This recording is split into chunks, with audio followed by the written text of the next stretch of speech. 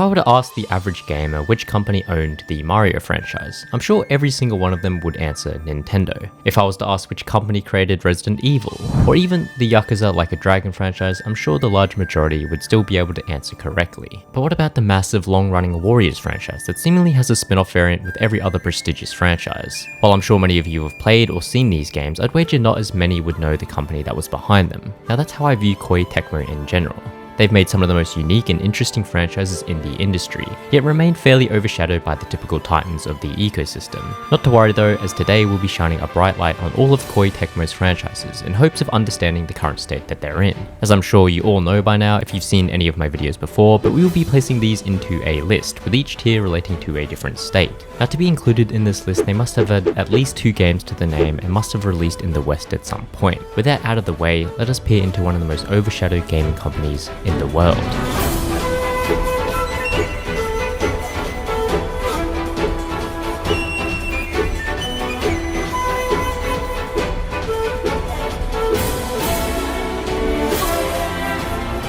Koei Tecmo's first gaming franchise took after the legendary warlord Oda Nobunaga. Titled Nobunaga's Ambition here in the West, these were a series of turn-based grand strategy games developed by Koei back in the early 80s, long before they had merged with Tecmo.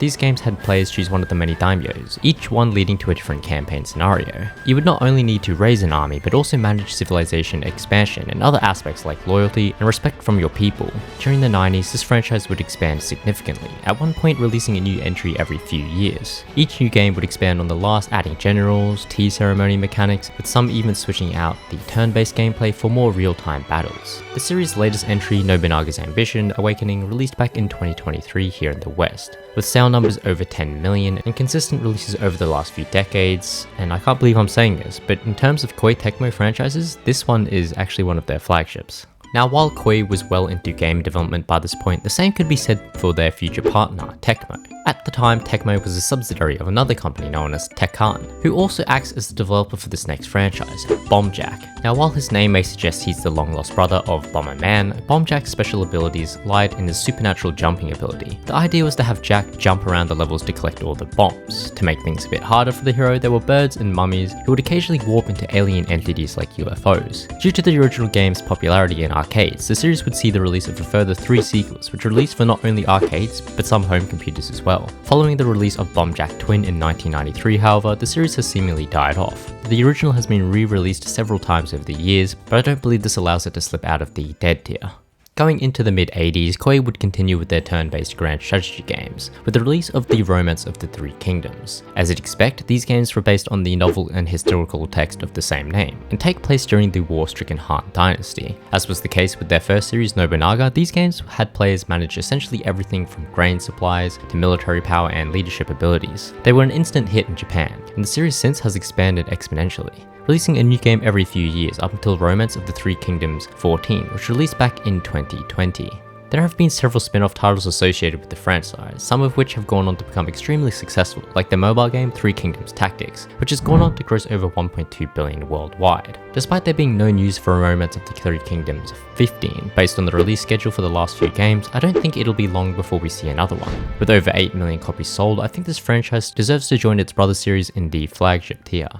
Back and forth we go with these two companies, as this next franchise developed by Tecmo was a small side-scrolling platformer titled Rygar. Players would take control of Rygar, who uses his disc armor, which was pretty much just Captain America's shield attached to a yo-yo, to shred through the enemy's forces of Rygar. The original game would garner a decently ample amount of average praise, but never enough to hint at a sequel anytime soon. And with that, the franchise seemingly passed away, at least until the early 2000s, where Tecmo wanted to give old mate Rygar one more chance. The resulting product was a remake titled Rygar: The Legendary Adventure. Despite bringing the franchise into the 3D landscape, it didn't fare particularly well in terms of sales. Unfortunately, this meant that the franchise had to die out. Now what if I told you that the key to Koei Tecmo's early success lied within this next franchise? And why is that, you ask? Well, obviously it's because it's in the name.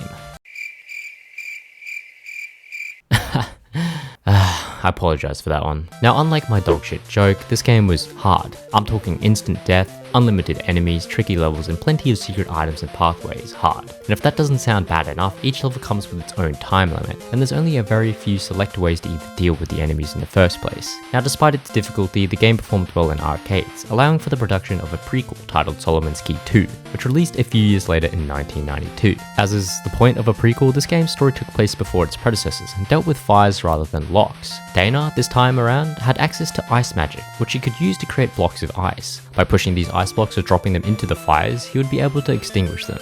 While these two games have seen their fair share of re-releasing on numerous consoles over the years, it's safe to say that it's most definitely a dead franchise. Now, like any gaming company does, Tecmo would go through their sporting phase, developing games for any sports that appeared popular at the time in hopes of quickly cashing in on the annual moneymakers. The first and arguably most successful of these series was Tecmo Bowl, which released back in 1987. These were a series of American football games that seemingly took off after the release of Tecmo Super Bowl in 1991. This particular game has been recognized and remembered as not only one of the best NES games, but also one of the most influential and impactful sports games ever created. As you'd expect upon hearing that, the series would expand with numerous sequels which released throughout the years until 2010, but the series would finally die off following Tecmo Bowl throwback. Not to worry though, as Tecmo was a jack of all trades, following up Tecmo Bowl with Tecmo World Cup. The World Cup games were actually based on the much older arcade game Tekken World Cup. And when I say based on, I mean it was essentially the exact same game, but just with shittier controls. I mean, you can imagine going from an arcade cabinet that had analog capabilities to the NES controller, and how much less control you'd have over each of the players. As is the case with pretty much any popular sporting franchise these days, this series would end up shitting out a game every year up until 2000, where just like Tecmo Super Bowl, the series would die off. Even so, Tecmo still hadn't had enough, as they followed up Tecmo World Cup with Tecmo NBA Basketball in 1992. $100 to whoever can guess which sport this was based on. For those of you guessing extreme ironing, you're close, but unfortunately the right answer is basketball. Like its predecessor in Tecmo Bowl and Super Bowl, these games featured cinematic type cutscenes during its gameplay, and it was also the very first basketball game to feature not only the official license for the NBA, but also the NBPA Players Union. Despite the game's stacked roster, the series never took off and instead died off the very same year. That's essentially the case for all of Tecmo's old sporting franchises. They were popular for the time, but following the shifting focus and especially the looming merge between Koei and Tecmo, it's safe to say that these sporting franchises are most definitely dead ones. Now, while that all may sound like a lot of doom and gloom, Tecmo's next franchise would brighten things back up. I'm sure of that, as this next franchise not only went on to become one of the most notorious in gaming history, but also helped further expand Tecmo's reach within the gaming industry. The franchise in question was Ninja Gaiden.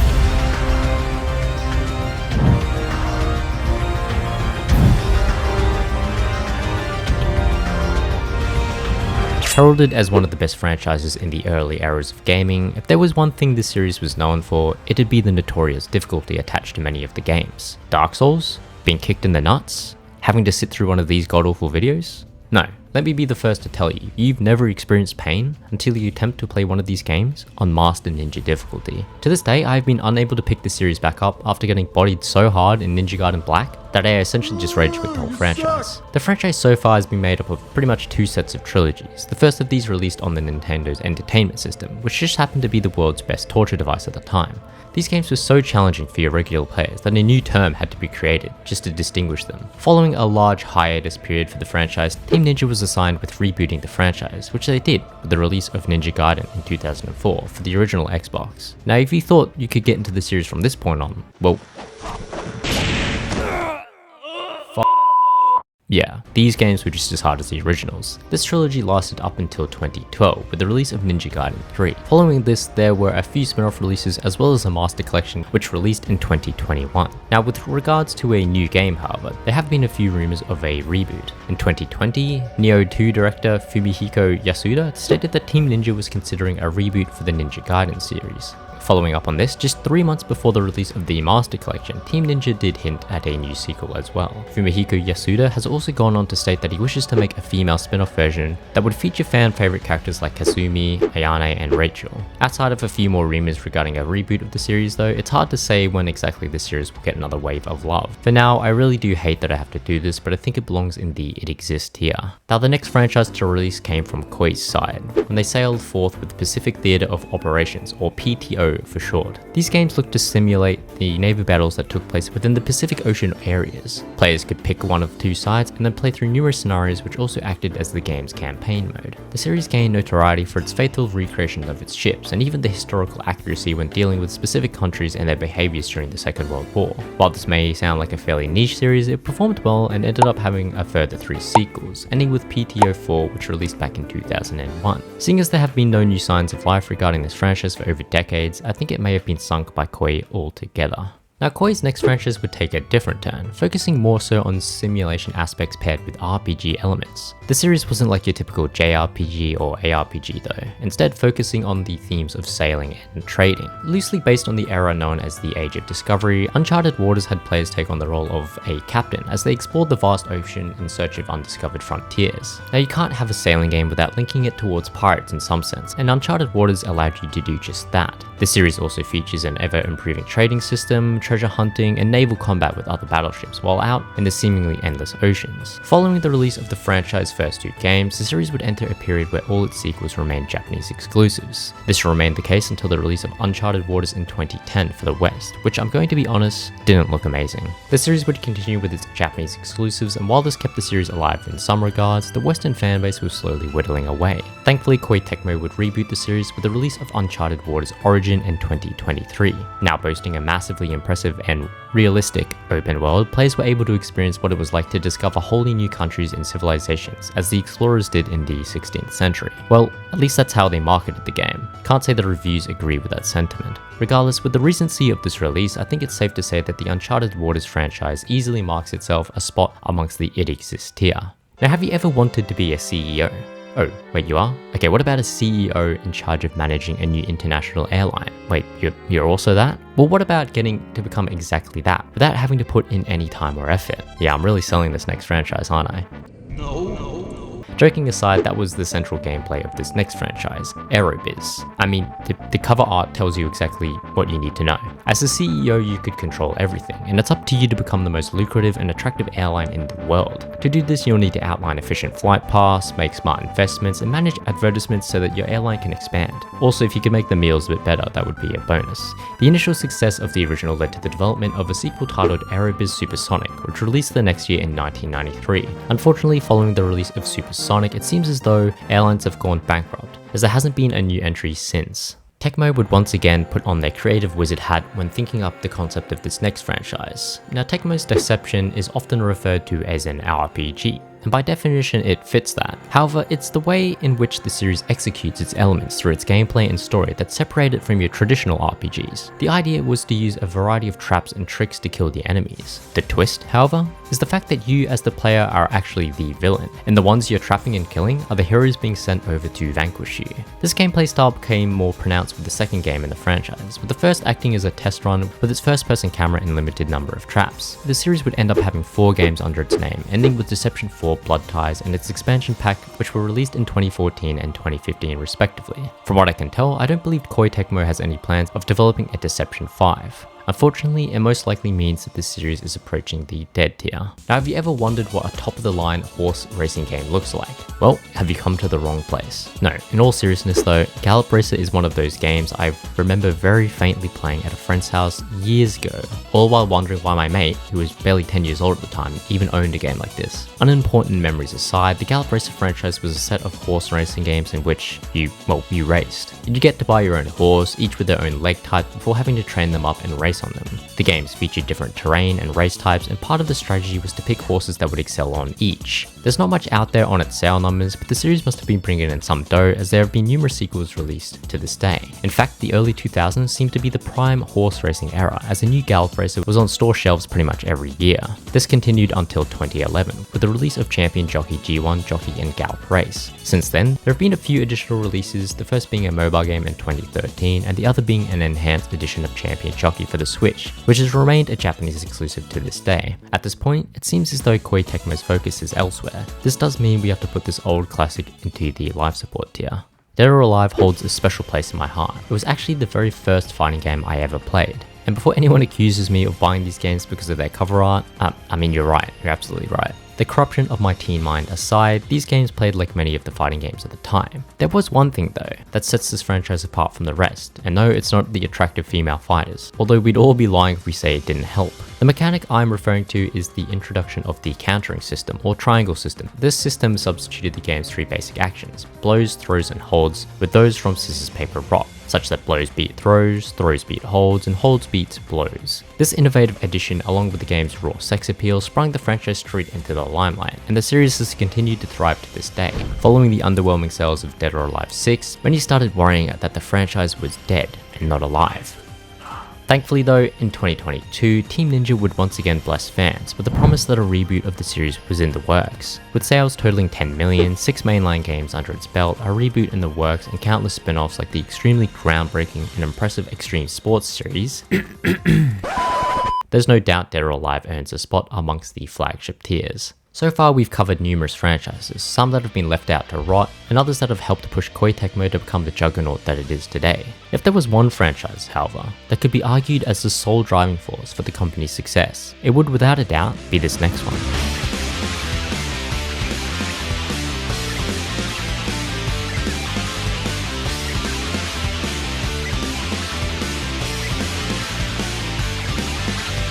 Dynasty Warriors, the Smash Bros of Koei Tecmo, and no, it's not because it's a fighting game. Well, I mean technically the first one was actually a one-on-one fighting game, but let's be honest, the franchise didn't explode until the second games onwards, where it transformed into a series of hack and slash action games, or as some like to call them, 1 vs 1000 games. Now that may sound unrealistic to those who have ever been addicted to one of these games, but I'm being serious. You take control of one lone warrior and essentially button mash your way through billions of enemies. Each game had its own designated story that fell in line with the romance of the Three Kingdoms games, and as such took place in a similar time period. Following the almost instant success of Dynasty Warriors 2, Koei Tecmo would waste no time, and within a year there was already a Dynasty Warriors 3. 2 years after that, Dynasty Warriors 4. This continued consistently for decades up until the latest iteration of the series, Dynasty Warriors 9 Empires, which released recently in 2021. The franchise became so huge that it just couldn't contain itself, and the next thing you know, there were countless spin-offs, many of which turned other beloved franchises into warrior games. I'm sure most of you watching have at least played or heard of these. Think Hyrule Warriors and Hyrule Warriors Age of Calamity, Persona 5 Strikers, Fire Emblem Warriors, Three Hopes. There were even a few series that had crossovers with popular manga series like One Piece Warriors, Fist of the North Star, and even Dynasty Warriors Gundam. Now most of these series have actually garnered their own sequels and have started building off into their own mini franchises. I will also be placing these into their own categories just for the fun of it. Dynasty Tactics further expanded the series, rather focusing on the strategy and tactics but in the Three Kingdoms setting. After 2 games though, this series seemingly died off as well. As for the future of the main series, Koei Tecmo president Hisashi Koinuma has gone on record stating that he wishes to expand the franchise to include spin-offs encompassing both the setting and characters from Star Wars and Mario. I think based on that, it's unlikely that the series will be dying off anytime soon. I think by this point you know where this franchise is placing. With over 21 million sales, the Dynasty Warriors franchise is without a doubt Koei Tecmo's most successful series, and as such deserves a slot atop the flagship tier. Following up from that massive array of games was never going to be easy, but that didn't stop Tecmo from releasing another banger franchise. Monster Rancher were a series of games that mixed the simulation aspects of virtual pet games like Digimon with the battle tournament style of Pokemon. The idea in these games was to breed monsters that you could raise by assigning them exercise schedules, keeping them fed and healthy, all with the ultimate goal of becoming the very best. Wait, wrong series. This series was thriving during the early 2000s, with countless spin-offs and mainline games being released year after year. Coming into the 2010s, however, these releases seemingly slowed down. The once unique and exciting format had become stale, and the appeal for these games just wasn't there. This can evidently be seen in the declining sales numbers as well as the poorer review scores from game to game. Following the mobile release of Monster Rancher 1 million for mobiles in 2012, the series would go dormant for close to a decade. At this point, you'd expect this series to just die off quietly like so many others, but Koei Tecmo had other plans, and in 2022, released a brand new entry titled Ultra Kaiju Monster Rancher.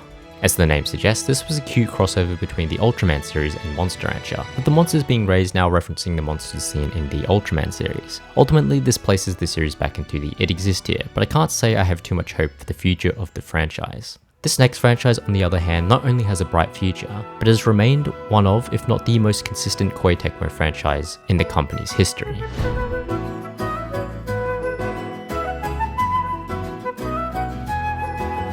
Atelier, the cream of the crop from Gust Corporation. I'm sure the large majority of you guys have at least seen these games on store shelves if you haven't played one yourself. Beginning all the way back in 1997, the franchise has multiplied exponentially to the point where there are 24 mainline games alongside countless spin-offs and remakes. The games focus on alchemy and its ability to create objects such as tools, weapons, recovery items, and cooking ingredients. The games incorporate these unique features into your typical RPG format, where you venture around while meeting NPCs who in turn join your party. Battles for the most part are turn-based with a few exceptions, and the games take a more light-hearted and comical route than your typical RPGs. Interestingly, the Atelier franchise remained a Japanese exclusive series up until 2005, with the release of Atelier Iris, Eternal Mana. Since then, however, each new entry has been released worldwide and annually at that. Given the sheer scale of the franchise and its consistency, paired with the fact that it's recently become one of Koei Tecmo's most successful franchises with over 6 million copies sold, I think it may even deserve a spot in their flagship tier.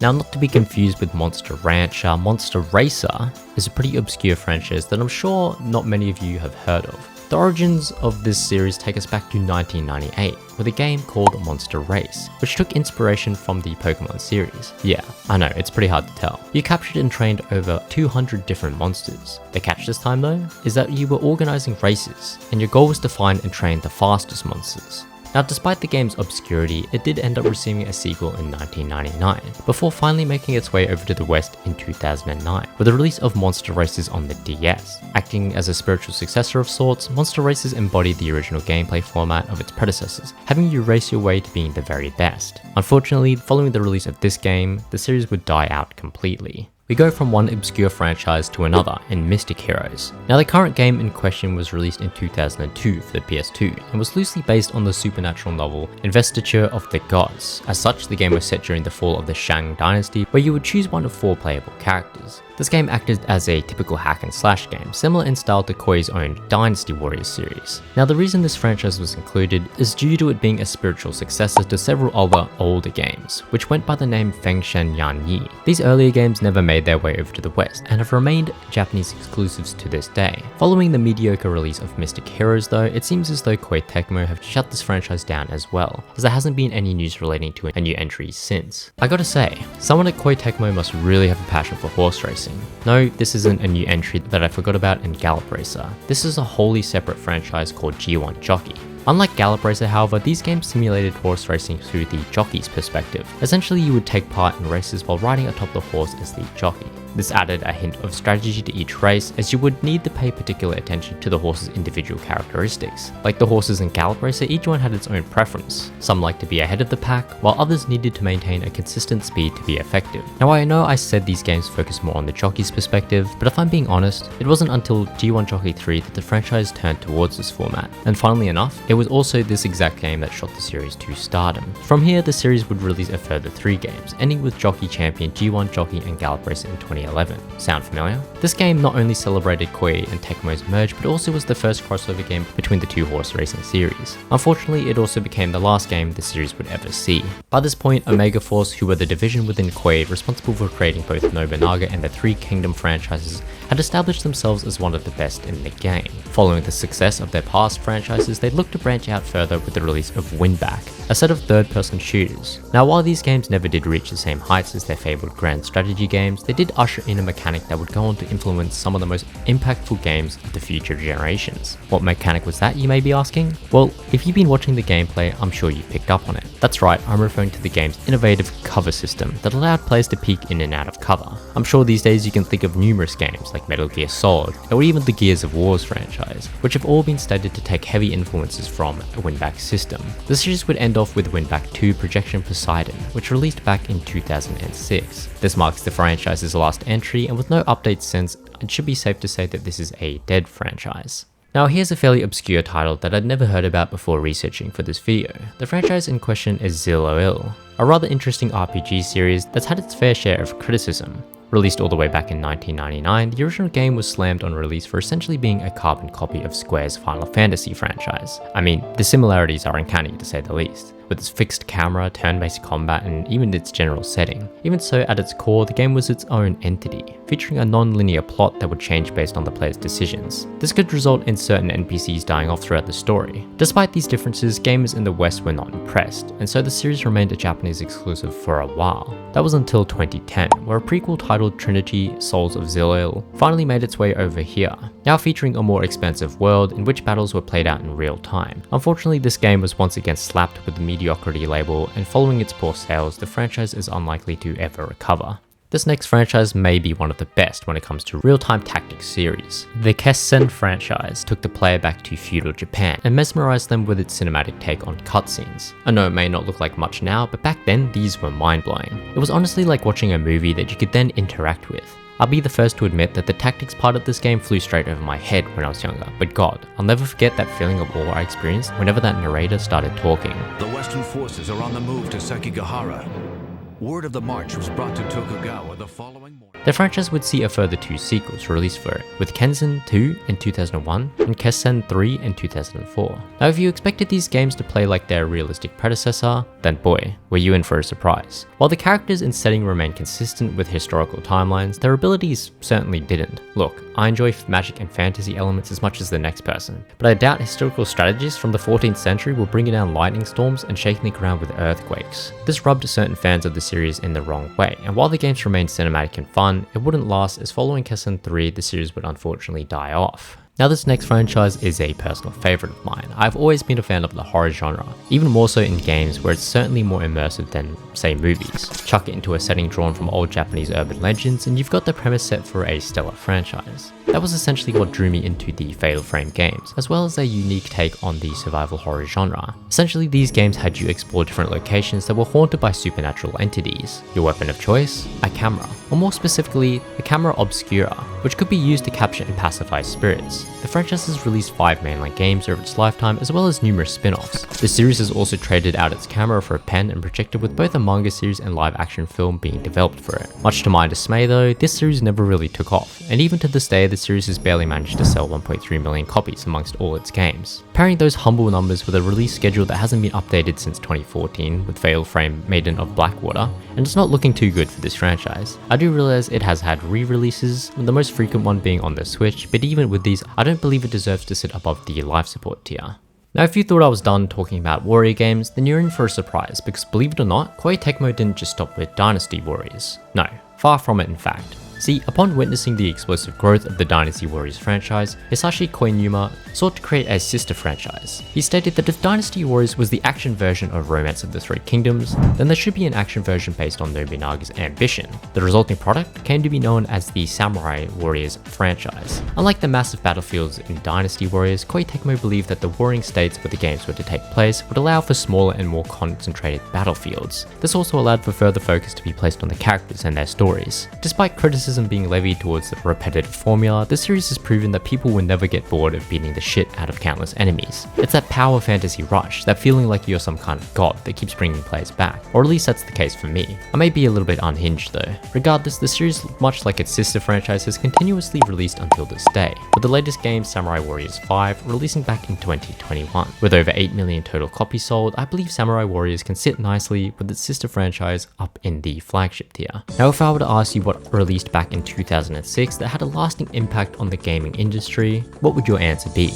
I'm sure most of you know what I'm referring to by this point. That's right, the release of Super Swing Golf. Now this masterpiece of a game was released on some unknown console called the Wii back in 2006 and acted as a port of sorts of the popular online golf game Pang-Ya.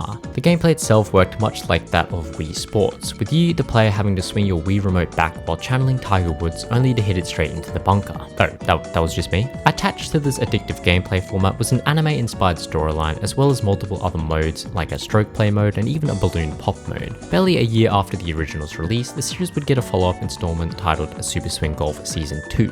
The sequel would play much like the original, with an improved overworld map and additional new courses to play through. Despite its fairly positive reviews, I think Tecmo quickly realized that Wii Sports was clapping the competition, and subsequently killed any new developments on the series. I did find out that there have been trademarks placed for Ultimate Swing Golf, however these were placed by the developer Clap Hands, who has developed Everybody's Golf for Sony since the 90s. I think in terms of the Koei Tecmo franchise though, this one is long dead. Now at this point, I wouldn't fault you for calling Koei a one-trick pony, maybe a two-trick pony if you count Samurai Warriors separate from Dynasty Warriors. Not to worry though, as they'd learn another trick, Warriors Orochi, by combining their first two successful tricks. In all seriousness though, you can't blame Koei for banking in on their most successful and popular franchise, and that's essentially what Warriors Orochi was. It was the ultimate crossover of their two most popular franchises into one, with the games taking aspects from both the Dynasty and Samurai Warrior franchises. The series introduces a party system where you can take up to 3 characters from the insane lineup available. Despite receiving mixed reviews, the ultimate star power drawn together to form the series resulted in the first game selling well over 1 million copies. Since then, this has become another staple in Koei Tecmo's library, with the franchise pushing out 4 mainline games alongside several spin-offs. With total sales closing in on 5 mil and a consistent release schedule, I believe this crossover franchise could slot safely into the mainstays. Now these next 2 games some may argue aren't even really a franchise, and honestly I can see where you'd be coming from. The Topsy Turvey Life games were a duology set that released back in 2010 on the DSiWare store. The first game to release was a pretty interesting puzzle game that had you turn your DSi upside down so that you could draw blocks and fill in the gaps, like a more interactive Tetris. Its sister game, funnily titled The Turvey Strike Back, switched things up, now playing like an arcade game shooter. The cool thing about this game was that you played as the enemies and had to touch, slide and hold your DSi to attack the supposed player ship, as if it was your typical arcade game. These 2 games seem to be little one-off specials on the DSiWare shop, and as such are most definitely a dead franchise. Megaforce was back in action with this next franchise, Toukiden. The series was essentially Koei Tecmo's take on Capcom's Monster Hunter, featuring similar gameplay but with Oni-type monsters instead, and a sprinkle of Megaforce's own unique flair.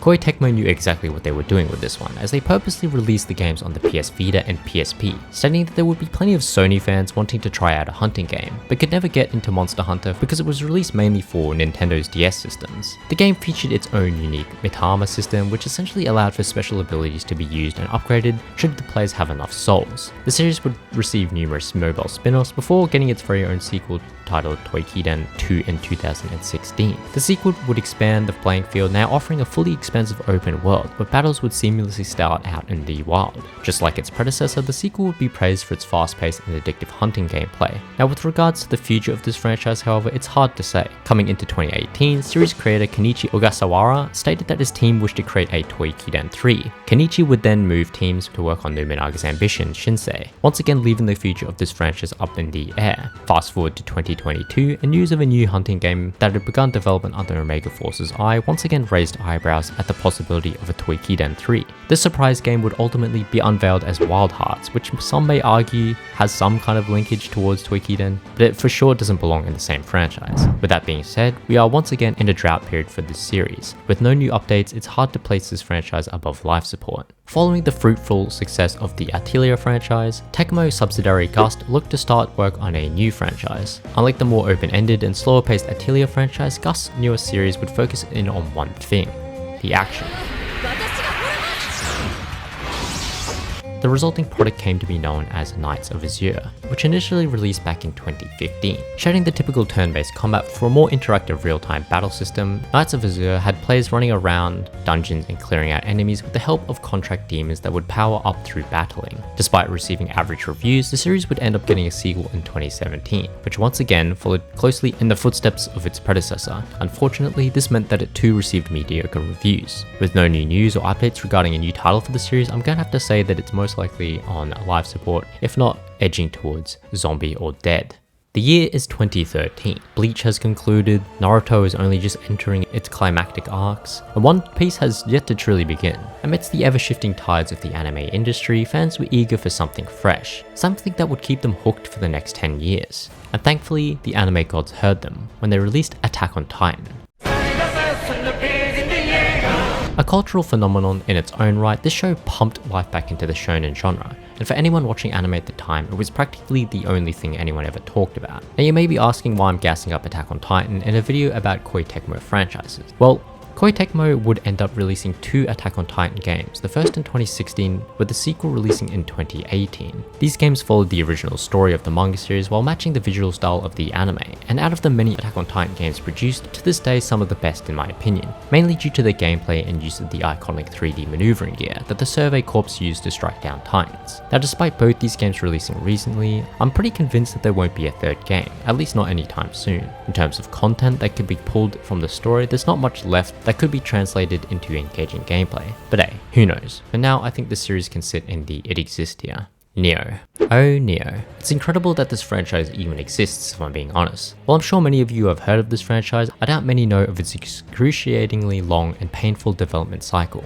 See, despite the first game releasing back in 2017, the idea for the game can be traced all the way back to 2004. The game would go through many iterations, from an initial state based on a loose script to a more fast-paced style by Omega Force, before finally being handed over to Team Ninja. Taking inspiration from the Dark Souls franchise that had been creating waves in the industry, Team Ninja focused its efforts towards creating an action-style RPG with Souls-like elements sprinkled in. The resulting product was Nioh, first released in November of 2017 worldwide. It was at this point that all that hard work paid off, as the first Nioh game went on to receive extremely favourable reviews. Not only that, but the game would ship over 3 million copies, making it one of Team Ninja's most successful games. Unsurprisingly, this would lead to the development of a sequel, and within 3 years, Nioh 2 would crash land onto the market. Nioh 2 would essentially build on top of its predecessors, elevating its combat to a new level with the addition of new mechanics like burst counters. Given that it was just Nioh 1, but better, this helped it garner even better reviews than the original. The game would quickly sell over 2.5 million units, bringing the total sales for this franchise to well over 7 million. With numbers like that, you're probably asking,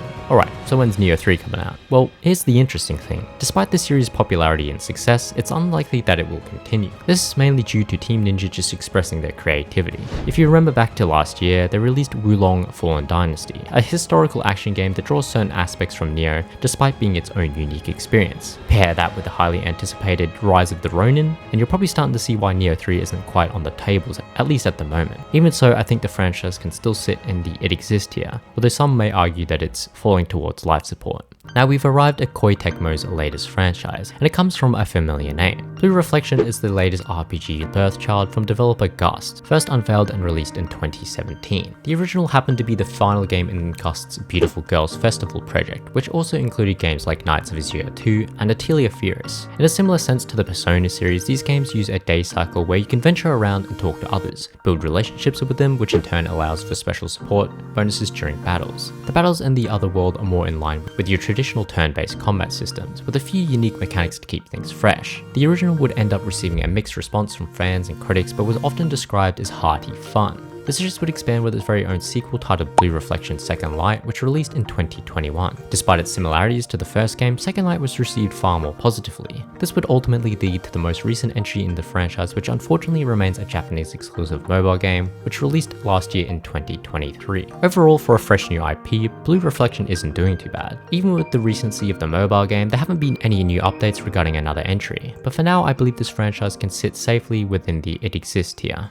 And with that, we have once again come to the end of another franchise video. As I stated back at the start, Koei Tecmo, despite being one of the most overshadowed gaming companies, has certainly left their mark on the industry, completely dominating certain genres or niche topics to the point where instead of other companies competing against them, they're more willing to just let Koei Tecmo take the reins while using their franchises as the backbone. At the end of the day though, I was pleasantly surprised at how well Koei Tecmo preserves some of their franchises. If I'm being honest, I came into this video thinking it was going to be a bunch of dead or dying franchises, but I'm happy to say I'm very happy with this end result. If you guys enjoyed this video, please do consider subscribing. I apologize for the absence over the last few months. I've been extremely busy finishing up my paper for my postgrad degree, as well as just taking some time to enjoy the holiday break. Hopefully now I'll have more time to keep posting and making videos. I hope you all have a great rest of the day, and I'll see you hopefully in the next one.